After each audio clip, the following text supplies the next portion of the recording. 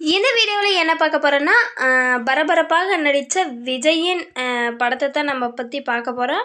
வசூலில் மாஸ் காட்டி வரும் விஜயின் கோட் படம் 6 நாட்களில் மொத்த கலெக்ஷன் எவ்வளவு?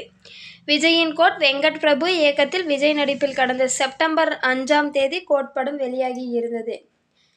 தமிழகத்தில் தாண்டி எல்லா இடங்களிலும் விஜயின் ரசிகர்கள் படத்தை கொண்டாடி வருகிறார்கள்.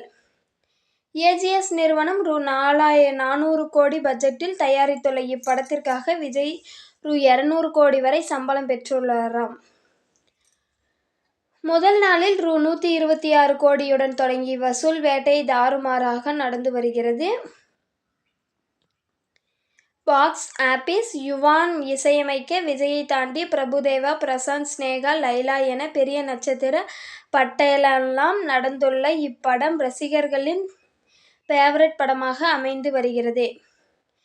கலவையான விமர்சனங்கள் வந்தது குறித்து வெங்கட் பிரபு விமர்சனம் செய்வது அவர்களின் உரிமை. ஆனால் கதையை பற்றியும் ஜானர் குறித்தும் கூறியிருந்தால் நன்றாக இருந்திருக்கும் என கூறியிருந்தார்.